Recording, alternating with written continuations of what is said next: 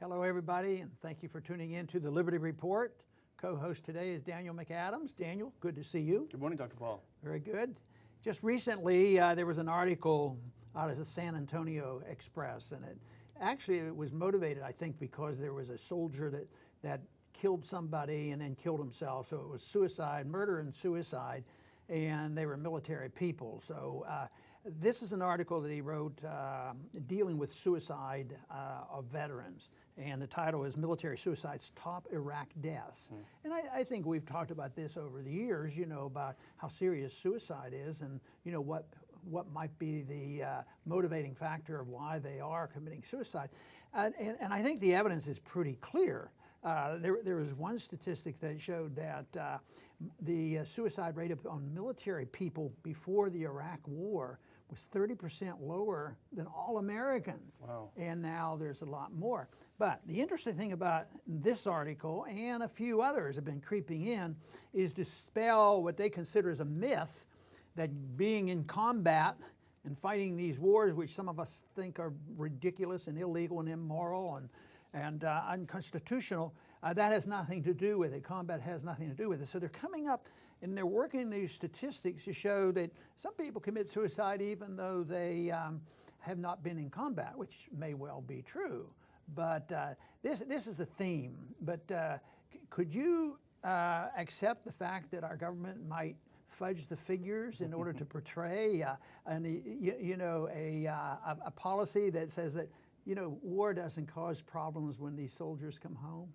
Yeah, it's hard to justify the era where they were 30% lower than the population. You think about what it was like then. People would join the military reserves. They would be weekend warriors. They would train and everything. They would get a little bit of extra pay, 1 weekend a month, 2 weeks a year. It was sold as a great part-time job where you can work for your country and make a little bit of money. And what happened when the Iraq War and all these wars started is these guys were all snapped up and sent to multiple deployments overseas for an extended period of time. So I don't think you have to be a rocket scientist to see the correlation between the two. I think most people would have to admit war is a horror, and people have bad feelings about it and bad results from it. But I think there's a big difference between coming home from a war that they have concluded, which many military people did. After they were there, they said, this is not a good war. These people didn't do anything to us. We're 6,000 miles away from home. We're seeing civilians die, and they haven't attacked us. And then they come home, and that's disturbing. That, to me, I think would be a lot different than if we were fighting a defensive war. That if people were threatening us and threatening our homes and our families, and we were fighting, I don't think the problems of being guilt-ridden and concerned about what they had been doing, I don't think you would have the same problems that they're facing today. Yeah, it seems like such a whitewash. Plus, if you're not yourself deployed, chances are you have some buddies that have gone, some family members, people that you know, military tends to stick together that have gone, or you simply have the stress of worrying if you'll be sent tomorrow. But I think to reply to this whole idea of probably government doctors saying, hey, it has nothing to do with the wars, we were just watching a video before the show started, and this has been kind of a sensation on the internet, and we can't play it because the soldier was obviously very upset and used some language that we don't usually use on this show.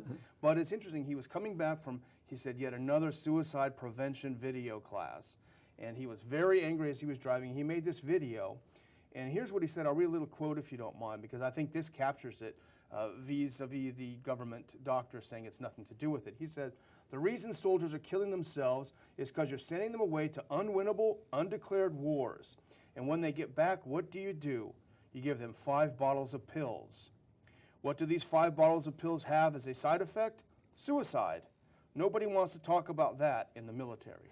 No, and he's right, and this article even brought this up, the one that's fudging the figures now to show that the war doesn't have anything to do with it. But they did mention the fact that most of these people, when they get into trouble, they get some psychotropic drugs, and I think we've talked about that in relationship to the individuals who, teenagers and all, who go into schools and shoot up and kill people are almost always on some of these drugs. So there's no doubt about it that is a major problem. You know, they have a preventive office set up in the VA, and these were Pentagon doctors that have done these studies, and they certainly shifted the attitude in the last couple of years to shift away from letting these soldiers get away with saying it has something to do with the war. But one thing that just sort of got me was, and they've had millions of dollars to spend, is they suggested that one thing that they could do would to set up a system where they could monitor anybody they suspected of having a problem and monitor all their emails and all their verbal communications as a prevention. Like, can you think of overkill, and especially if they're on the wrong track? Yeah. So a special NSA spying for the soldiers. You know, Adam Dick, the senior fellow at the Institute, has written several times about the moves to try to prevent military veterans who may have some psychological problems from exercising their Second Amendment rights too. So this seems to be yet another attempt to take rights from them that they're supposedly fighting for overseas. Right. You know, in another, summary of their study, they said that when they were studying to make sure, they don't mention war as a problem and guilt as a problem, this sort of thing. They say, well, we found out they have stressful lives, they have negative beliefs, negative emotions, physical complaints, and they can't cope. And this adds up, well, they might commit suicide. I mean, that is so far removed from the fact that, something happens when they go over there and when they come back. But they still are locked into this whole idea. I think it's orchestrated because for so many years, it was more or less assumed that the stress of being in war was the significant cause of this. Now you have several articles, and this is a brand new one that just sort of, I think this was a study, even another study a month or two ago that said they've concluded, that the fighting and combat has nothing to do with this, and these other factors, these weaklings, psychological weaklings, that's their problem. Blame the soldiers. Right. But look at the statistics for the drone operators who are sitting in New Mexico. They're not on the battlefield. They're, as I understand it, their suicide statistics are comparable to those that are in the field. So it might have something to do with what you've said along, this moral problem of engaging in a war that's not a war of defense or a war of survival. This problem we're facing now and talking about is not a brand new problem. I don't think it was discussed that much after World War II because World War II attitudes were a little bit different because it was not seen as us as the aggressor, and that was different. But whether it's Korea or Vietnam or Persian Gulf, there's been a lot of complications from them. But our government tends to hide the problem. For instance, I was very much aware medically as well as being in Congress about the Agent Orange, and governments deny it. No, that's not a problem. We don't have to take care of you. That's not service related. And then you had the Persian Gulf War syndrome, people suffering for all kinds of things, pollutants and too many inoculations. And no, we push them aside until later on they finally admit the problem. And that was something, back when we were on Capitol Hill, I handled the Veterans Affairs for you. And so many of them came in and said, I've had a heck of a time getting approved for my Agent Orange.